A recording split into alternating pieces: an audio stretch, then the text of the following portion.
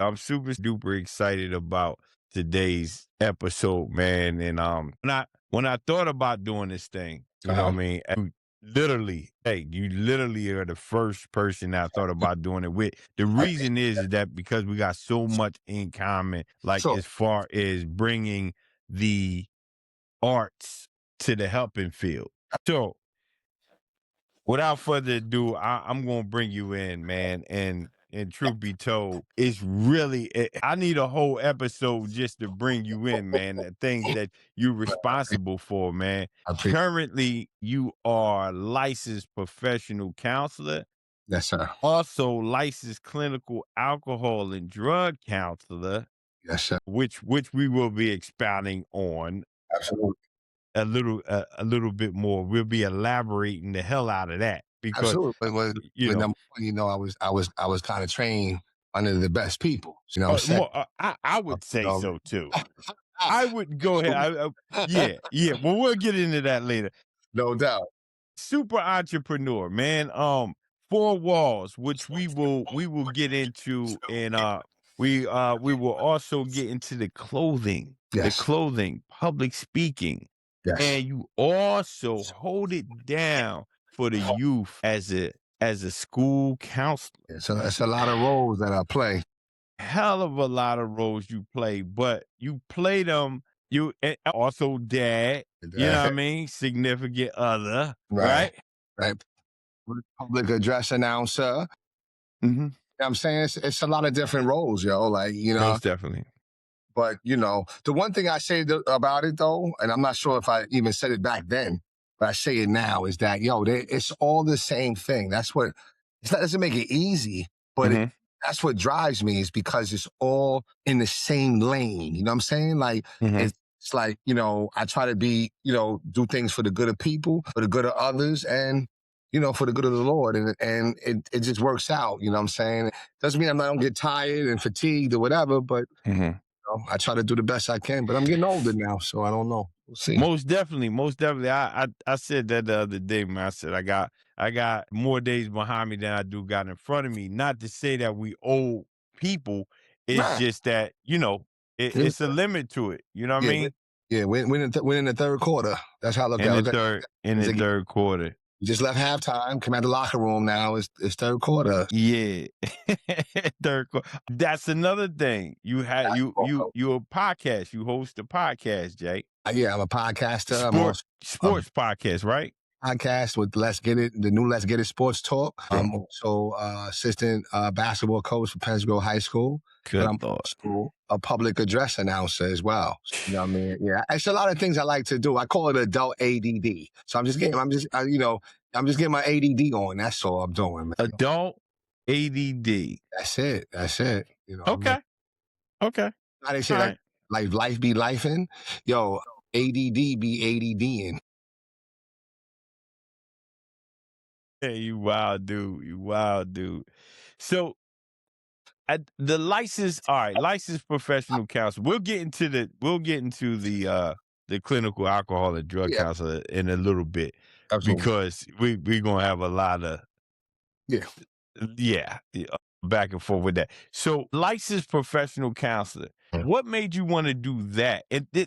To for the viewers and the listeners and all of that stuff, please break down licensed professional counselor in the state of New Jersey. I forgot to put that too. Right. So, State of New Jersey. what made me initially want to be a counselor was, um, I was like a career DCF student. Okay. Okay.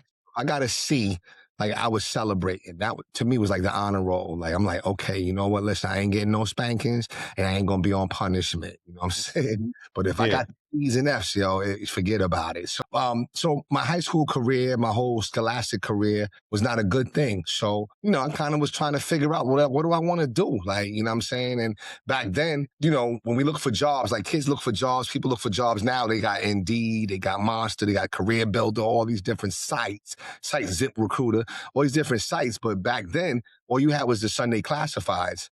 So one Yeah. day, sitting there, I'm actually in the bathroom reading the paper. And hey, you Mhm. know what? I was like, yo, I'm trying to look for a job. I'm 18. I don't know what to do. I know I didn't want to go back to school.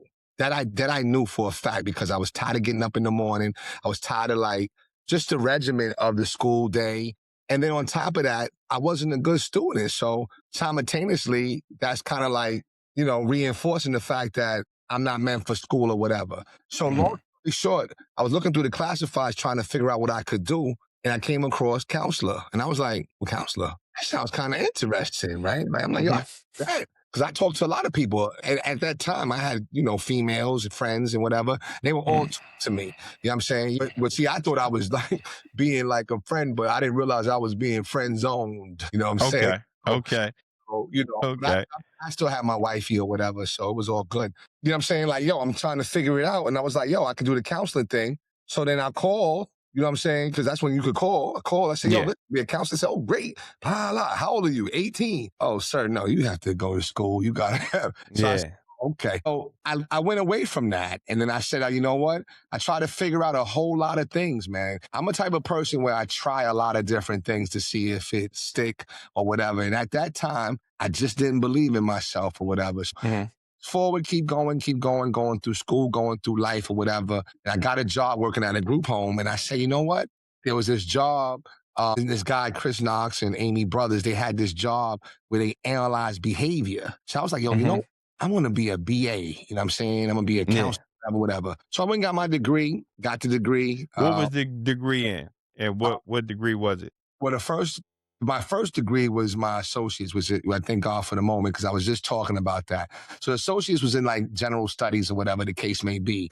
But I had failed so many times before with going to school. Like I went to school about 7 times.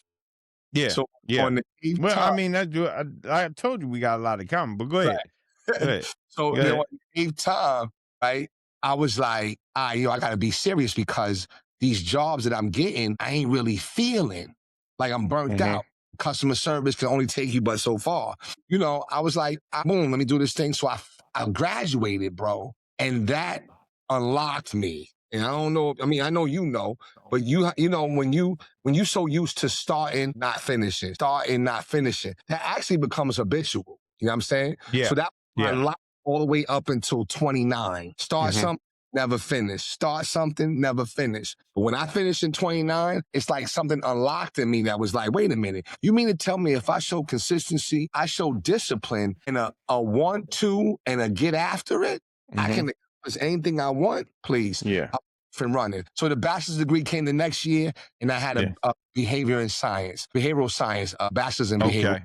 Okay. Right. So then I'm still going through, different things. And I had I had 2 kids at the time. I just had my son. Me and my girl at the time, we were going through some things or whatever. I decided to bounce to Baltimore. So I moved to Baltimore and took a job as a drug counselor in a high school. Really? Yes, at Harbell down in Baltimore City. So I started at Thurgood Marshall and Samuel Banks High School in Baltimore City. And I went down there. Baltimore City, man. I moved down there. I was dolo. So that was where I became a man. You know what I'm saying? Like, because I finally had my own spot and I'm doing my own thing. You know what I mean? But then it wasn't enough, man. And, pretty soon, like a year later, after being down there, moved wifey down. And then now it's just me, wifey, my son, and trying to make it happen. But something happened. I'm going to tell you what happened, but made me decide to go get the master's. Barack Obama became president. Wow. And I said, wait a minute. Well, go ahead. Go ahead. I was like, you got to be kidding me. Like, who thought in any state of time that there would ever be a Black president? Yes. Not growing up in the 90s in New York where you got things that happen in Bensonhurst, Howard Beach. You know what I'm saying? You had, even in my hometown with Malvern and whatever, like, you know what I'm saying? It was always going to be, presidents was always going to be like the Ronald Reagans and the Walter Mondales and the George Bush. So I'm like, nah. But when he got elected, I was like, yo, I'm just going to grad school. Because if he could do it, I could do it too. Yeah. So the day of election, I signed up for grad school. And I decided to go to be a guidance counselor. Wow. Beautiful, man. Right. Beautiful. So, and then you knew but you knew then you wanted what path you wanted to go in. You wanted to go into counseling, right? Right. By that time, absolutely. Yeah. Because I was doing the counseling at the school. And I Yeah. was like, it's just fun, man. Like, yo, wait, I'm doing like drug and alcohol counseling and I'm talking with the kids and I'm doing me. I'm doing my style. A lot of counselors, they sit in offices and they push paper and they just have this back and forth conversation between the desks. Nah, not me. I'm like, yo, Okay. I'm gonna meet you in the hallway. Matter of fact, we're gonna talk on the steps. Matter of fact, I'm coaching basketball now. You know what I'm saying? Yeah. I'm coaching on the Yeah. or whatever, you know what I mean? So I was unorthodox. I was innovative, coming out the box. And then I Yeah. was like, yo, you know what? I want to be a guidance counselor. Like, okay, yeah, let me do this, man. Plus the school schedule is beautiful. You can't beat the school schedule, you know what I'm saying? Mm-hmm. So, I did that for a little bit. And it just brought about a hunger in me that I said, yo, you know what? I really want to be a counselor. And when I got into grad school, I just kept pursuing it. But it was only just a guidance counselor first. Okay. I never thought about like being like a counselor. I just wanted to be a guidance counselor. Okay. You know what I'm saying? Okay. Okay. And what got you to that point where you said, all right, I want to be a counselor? I don't know. I didn't know you had to say it twice, like counselor. But go ahead. Go ahead. It's different though, right? It's different. No, I know it's different. Go ahead. So it wasn't until I came up here to Jersey, right? Because I got blackballed in Baltimore, right? So I had some Okay. there's Martha Montgomery and Pastor Bill, and they didn't really care for me like that. I actually sent an email to Pastor Bill, and I apologized for my behavior. You know what I'm saying? And I sent that. I think I got laid off in 2009. Okay. I sent that email probably like 2018, 2019 or whatever. You know what I'm saying? Just because I had evolved and I realized that, I didn't really give it my best. See, I was in Boston. I was young, so I was still outside moving around, trying to be the man a little bit. I'm still smoking cigarettes. I'm doing dumb stuff. You know what I mean? So, I'm staying up night. I'm making beats, not going to bed. I'm coming to work. Supposed to be work 9:00. I ain't getting there at 10:30. You know what I'm saying? Okay. It was irresponsible. And I think a lot of us I think a lot of us been through that. Been through that. So I got blackballed because when I got laid off, they told all the drug treatment centers around there, Jason Brice, because they all wanted me. You know what I'm saying? Because I was good, but they blackballed me. So and an example of that is that I had got a job at a place called Mountain Manor, and I got the job. I'm like, okay, good. All right, we're good because unemployment running out.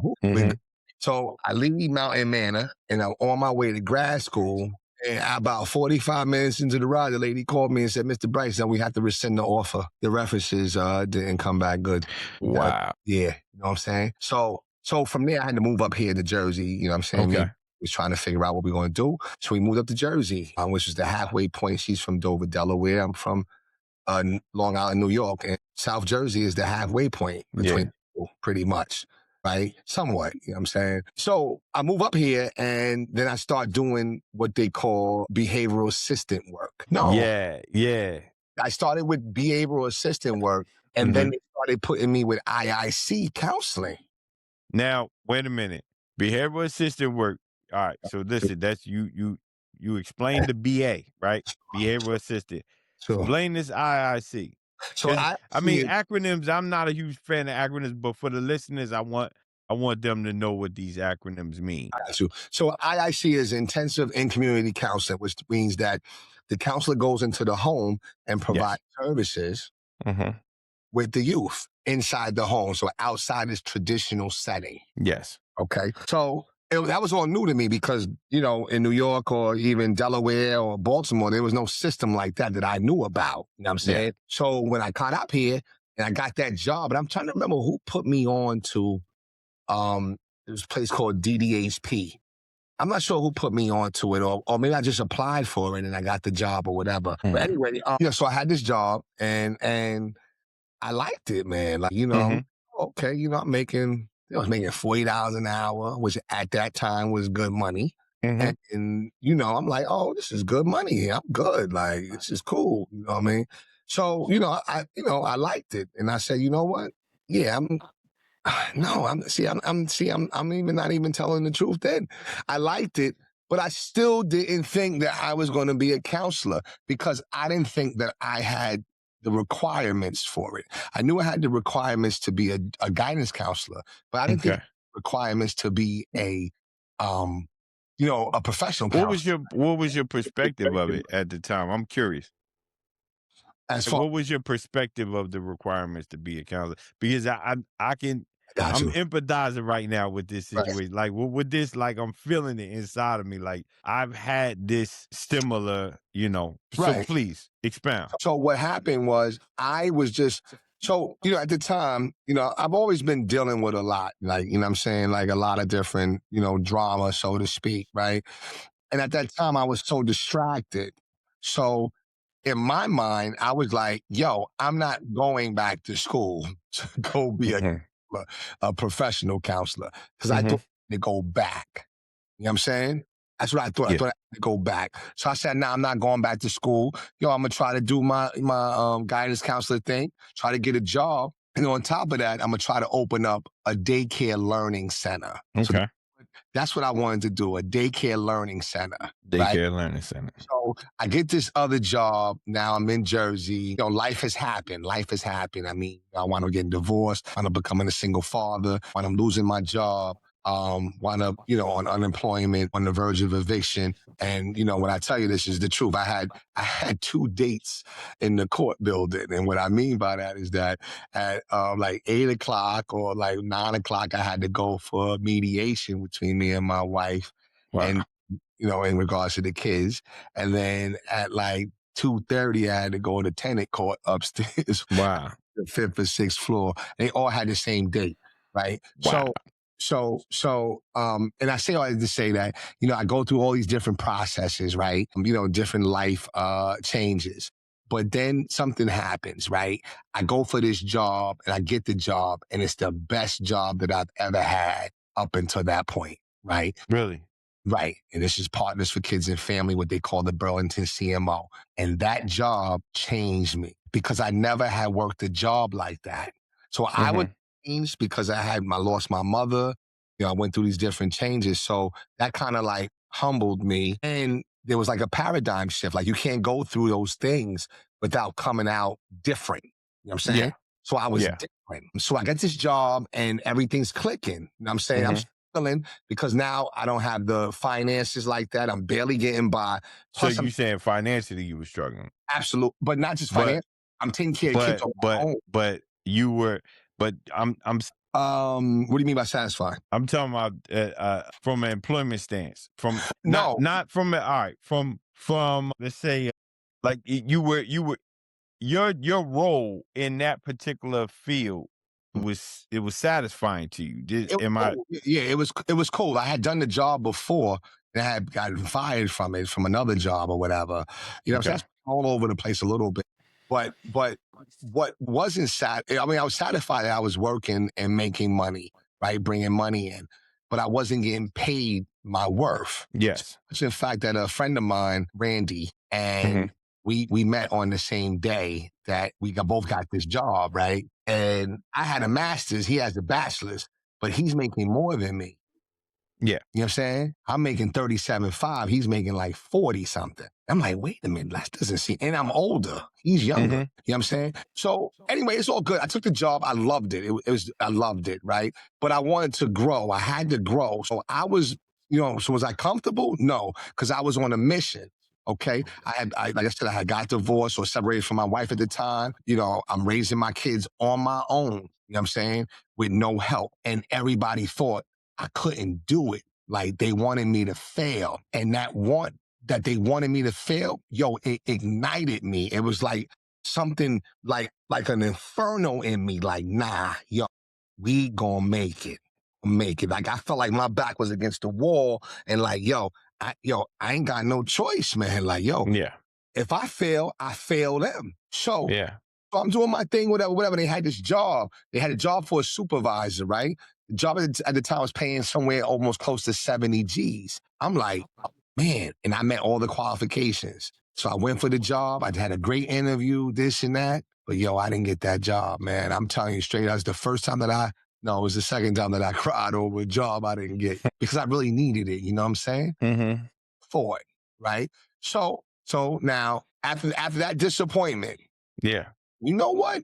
Yo, forget Burlington CMO. You know what? Forget them, yo. I'm mad right now, right? I said, Mm-hmm. yo, I'm gonna go back to school, man. I'm gonna go back to school. And I'm gonna get my stuff right. I'm gonna get my certification in guidance counselor, and I'm gonna get my license when I'm going back to school. So I fill out all the paperwork. I'm about to go to Holy Family, you know, Okay. because they have like a dual program where you can get like your guidance counselor, sir, which I thought I was short classes or whatever. Again, Mm-hmm. I'm telling you, I'm mad distracted. It's like I Mm-hmm. got things going on, right? So I'm thinking I got to go back to school to at least get my guidance counselor, sir. Then I'm thinking I got to get, back to school to get my license for my counselor stuff, right? And I'm like, yo, you know what?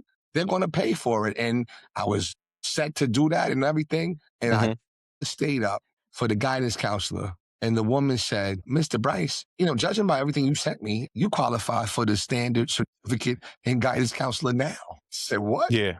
Yeah. Now, this is 2015, Mm-hmm. right? She said, you've been qualified. Yeah. I graduated from my master's in 2010, December 2010. Okay. I have been, so that's 5 years, bro. 5 years after. I'm distracted. That's how distracted I was, right? So then, okay, little time passed. Person named Michael Gibbs comes into my job, and we have like meetings, right? And he, yo, bro, did you hear? I said, hear what? He said, yo, listen, they lifted the moratorium on becoming counseling agencies in the state of New Jersey. I said, okay. I said, yo, but bro, let me ask you a question. He said, what? I said, yo, what the heck is a moratorium, bro? Yeah. So like a ban, it's like a stoppage, right? Yeah. I didn't know that, but I know it now, right? So I said, oh, all right. So I said, okay, let me ask some people, can I do it? And a good friend of mine who I actually said I couldn't do it. So then, you know what? Again, when you tell me I can't do something, I got to do it.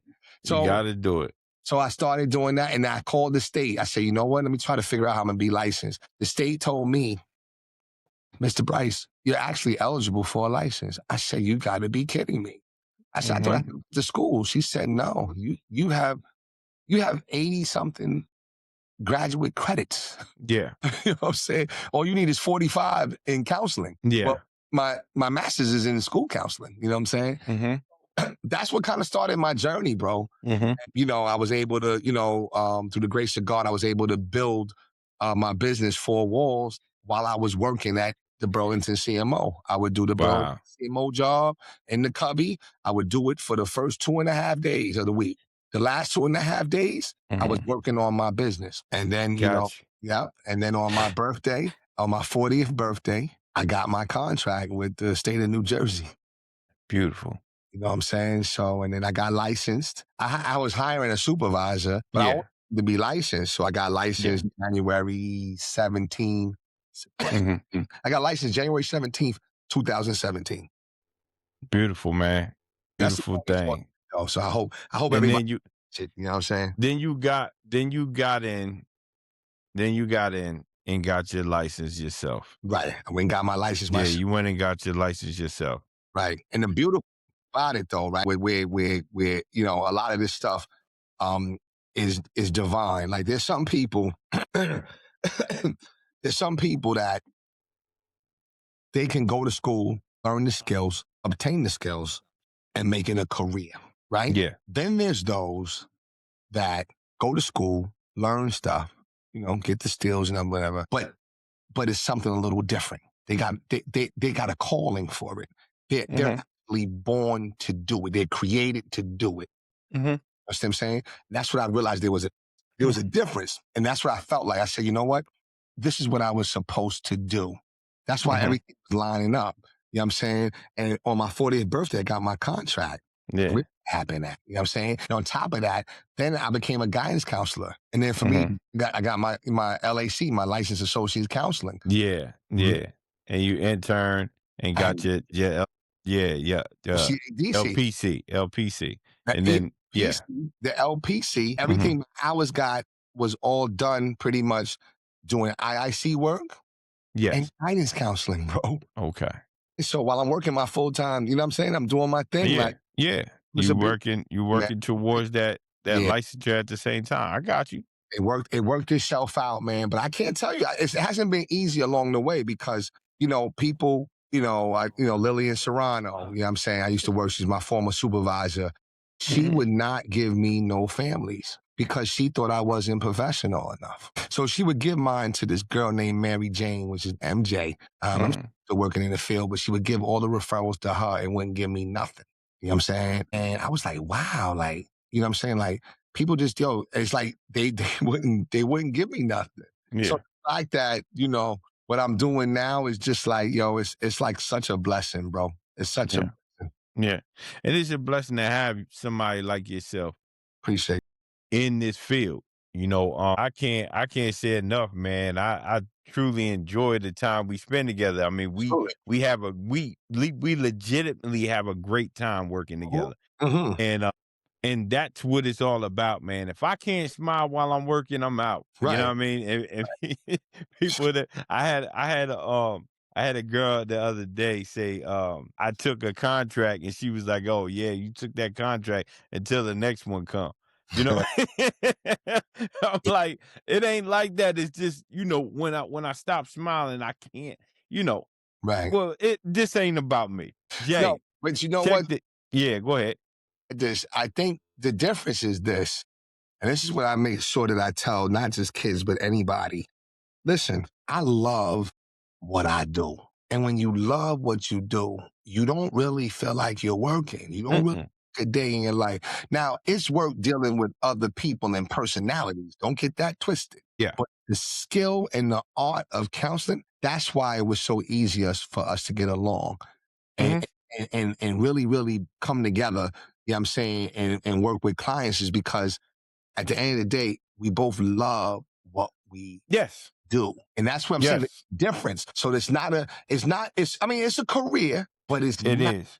but it's a calling. It's purpose driven. It is. You know what I'm saying? So that's just my thing. But go ahead, my bad. I love it. I love and respect it. You Right. know, I love and respect the craft. I respect the craft not to be pissed off when I got to do continuum education credits. I actually, pick and choose the credits that I go and get and the Sure. classes that I go and attend, because I want to grow in those particular areas. Right. Now here, Jay, you were licensed professional counselor, right? Which Right. means it's mental health counseling, of course, right? What made you want to go and that now this is where we meet. All right. Now we getting into where we meet. What made you want to go and pursue a licensed clinical alcohol and drug counselor license?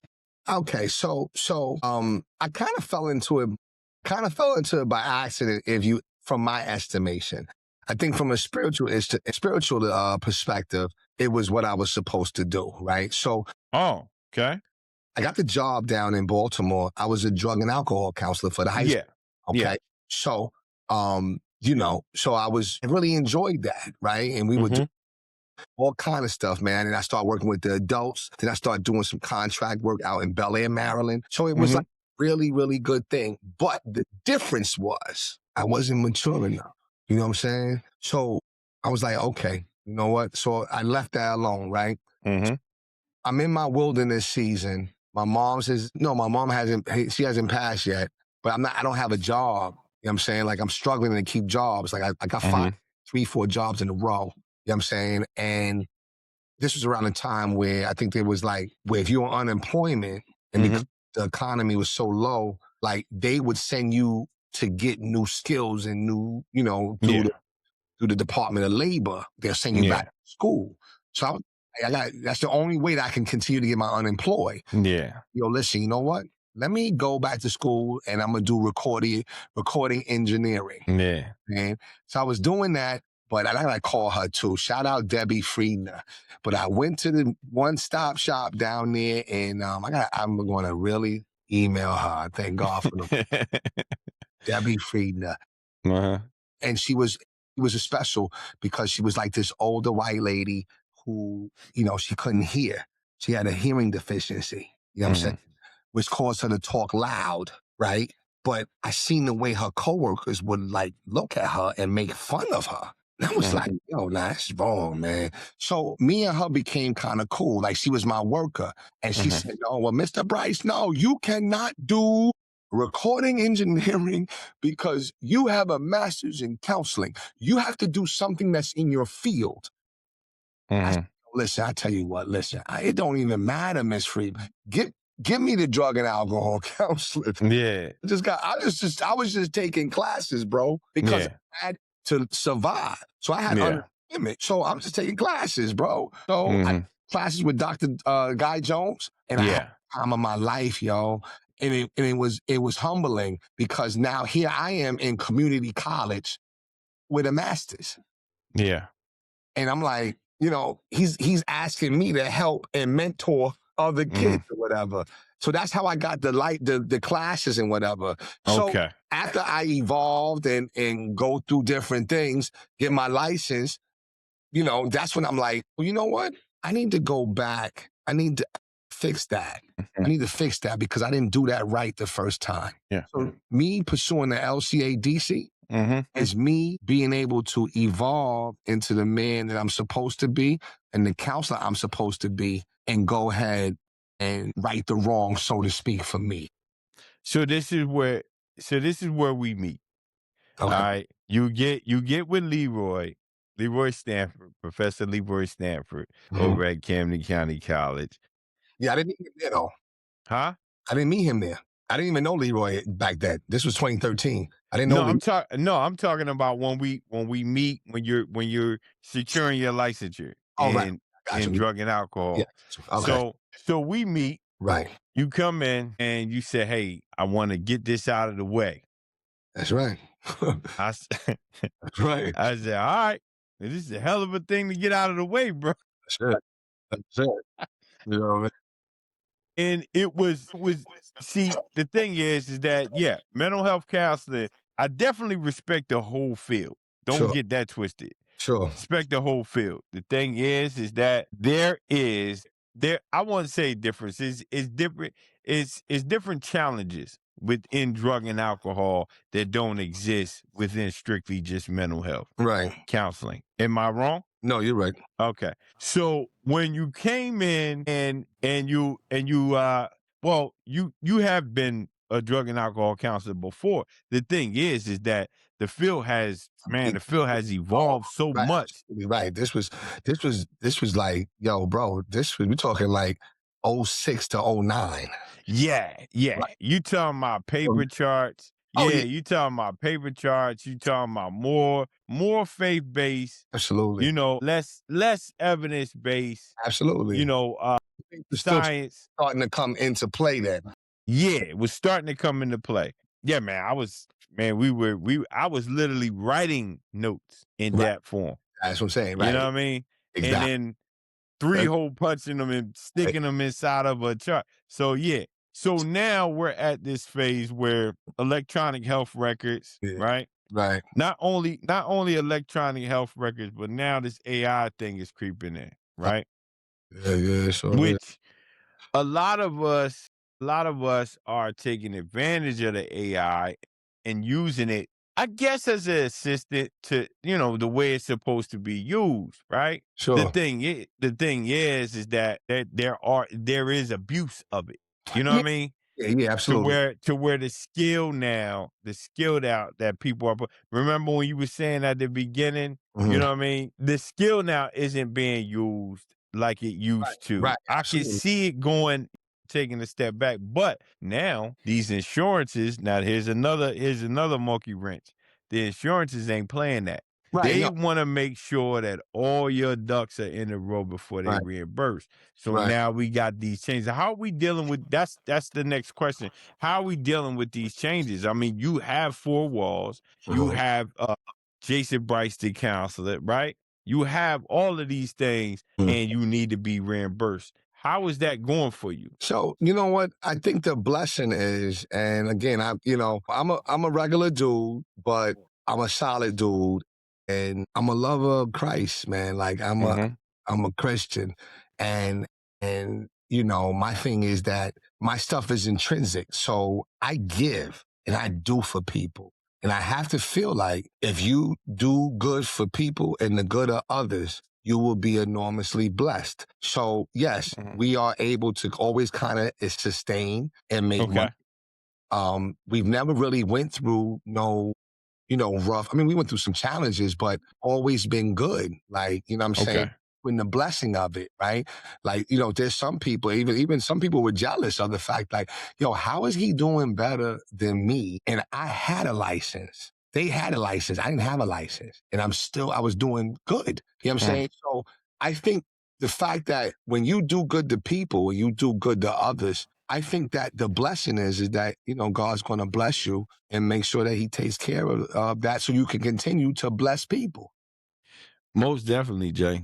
Yeah, I'm with you 100%. A lot of people might think differently, but that's it. Like, I do things that other people be like, yo, you know what? You crazy. I ain't doing that. Shoot, I ain't doing that. All right, well, don't do it. Like, Yeah, but, don't do it. but when people say, yo, Brice, yo, how you do that? How's that? I say, yo, listen, I just be praying and I just be trying to do right by people, man. That's it. I try to share, like, you know what I'm saying? Like, it's a lot of people in this field to get paid. You know what I'm saying? Like, that's their main objective, to get paid. And that's not at the forefront for me. You know what I'm saying? I can't tell you, like, how much counseling that not even counseling dollars that I lose. I'm talking about, like, we're talking about, like, maybe 10 to 15,000 a year. Yeah.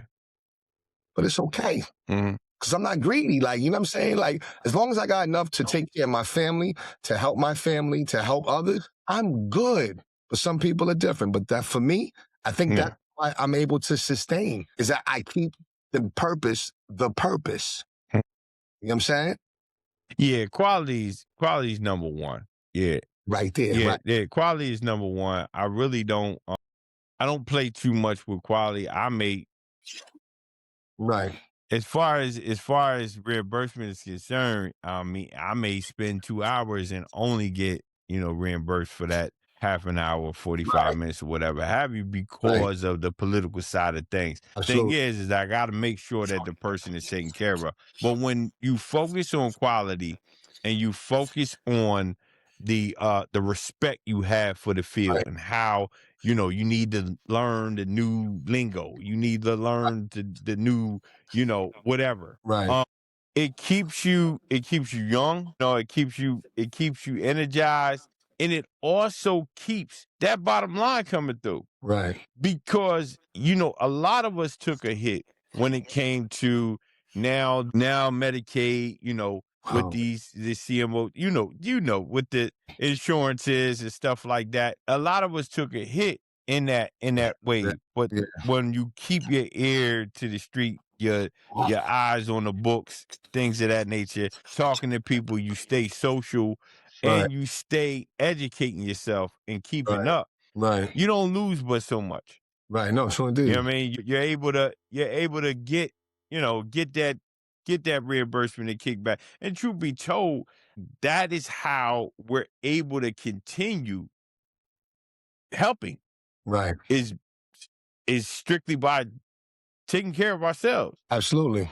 So if that didn't come through, man, we wouldn't be able to help. I'd probably be, welcome to Walmart, man, help you type dude. You know what I mean? Right. I mean, we have to make sure we take care of ourselves. I mean, if we're no good, we can't be good to others. So you're absolutely right with that, man. Most definitely. Now I want to talk about being fresh to death. Now you see, I got my 4 walls gear on. You know what I mean? Yes, sir. Did you notice that? Of course I did. Okay. All right. We started. So, yeah. Told you, I say, yo, we're both counselors. If you saw it, you know us. All right, cool. So now I want to get into the drip. That's what the youngest call it, the drip, right? I want to get into how are you doing? And first of all, this is very like your clothing is quality, man.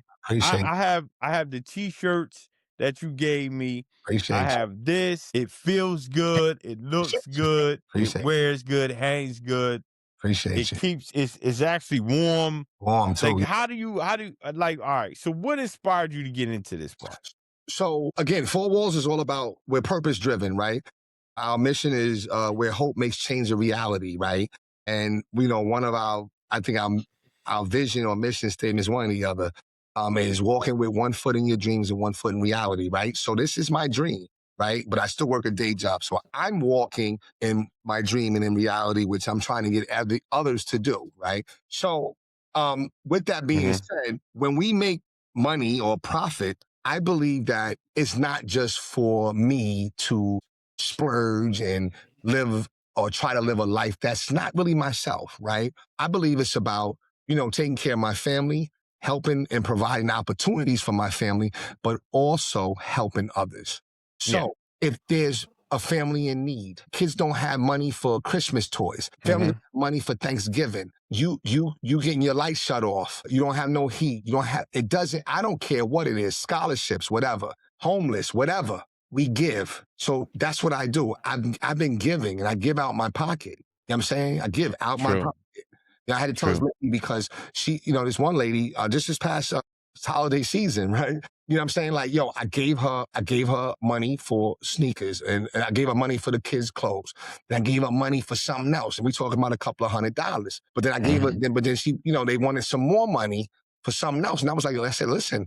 I'm not sure if I can do that. I could do this amount. He was like, oh, it's not right. You guys get funding, blah, blah, blah. I said, sweetheart, I don't get no funding. I'm giving you my money. You know what I'm saying? That changed the whole tone. I'm giving you my money. You know what I'm saying? So what I decided to do was, you know what?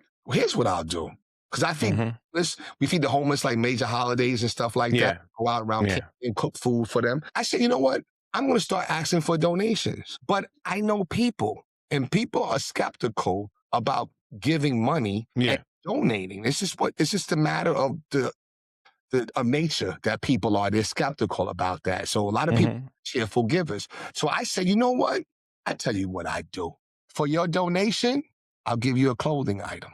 So I said, you know what? I'll make sweatsuits. I charge a certain amount, and that amount goes directly into the account to help others. So that's why I decided to sell clothes. I just decided to sell clothes to raise money to help others. The same way that, somebody might sell Girl Scout cookies, or somebody might sell Joe Corby pizza. I just sell clothes. Beautiful, man. You know what I'm saying? That's it. And I kind of enjoy it.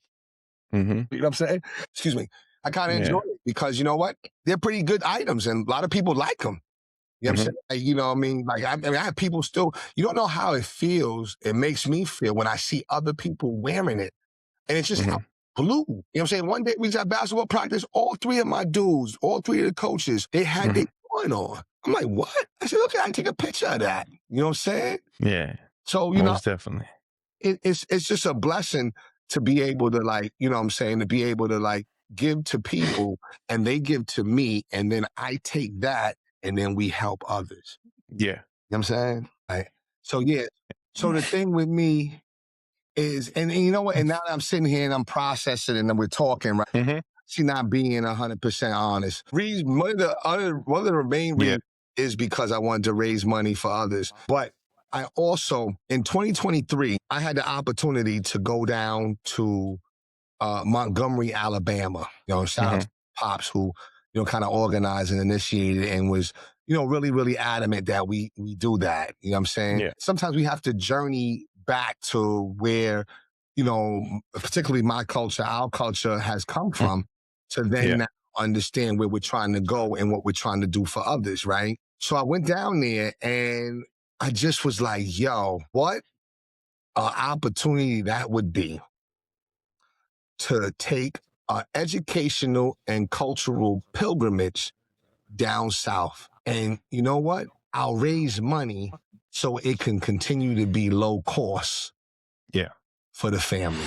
So that also was the reason too. You know what I'm saying? Beautiful. But I kind of got delayed because I wound up catching cancer. So but that's still a mission of ours. But I just wanted to add that. My bad. Okay. See, the balance of life and the hustle, the work, the day-to-day grind. Because you say you got the 1 foot, what do you say? One foot in reality. And that's something I got 1 foot in what? 1 foot in my dream, step 1 foot in my dream, and one reality. Okay. Right. And that's something I got from Judge Dortch when I first came up here, and he was telling the kid that, and I was like, okay, I'm not gonna forget that. You know what I'm saying? And I did. You know what I'm saying? Well, that's one of the reasons. Actually, it is the big reason Okay. that that's why this podcast is titled what it's titled. I got to start somewhere. I do. I have to start somewhere. I got all these ideas in my head. I got all these ideas on paper. I got all these dreams, and I have this one foot in my dream. Right. So this podcast is putting a toe from the other foot in Absolutely. Right. to my dream, to where I can get it to the point where I have 2 feet in my actual dream. And I could tell you that as long as I have one foot in the dream, I'm on the right path. So okay, like this should respect. right. That's not, and I mean, listen, we all get frustrated, right? Because it's not happening fast enough. But that's because we're trying to go by our time. And sometimes, there's been a lot of times, even just recently, God has to say, no, calm down, slow down. So slow down. So I get what you're trying to do, but slow down because you're missing things. And sometimes, the methodical way to purpose or to the promise or to victory is oftentimes the best way. It's almost like when they say that slow and steady wins the race. You know what I'm saying? So as long as I got one foot, a toe, a pinky toe, it can even have the front end of a toenail. If that's in my dream and in reality, or actually not even in reality, because you have to be in reality regardless. Yeah. Whether you like it or not. But at least you have one foot in that dream, then you moving forward. You know what I'm saying? And a lot of people don't have that. I'm coming with this on the fly too. That's why I'm still talking. I'm trying to flesh it out because there's something here right here. A lot of people don't have that foot in their dream. They got both feet in reality. And I just don't think that's living, bro. No, it's not. It's not. It's existing. It's existing. It's a difference. Living and existing is a difference. And that's where the balance thing comes in. That, the 1 foot in the dream, 1 foot in reality is a balance. Right. It definitely is a balance.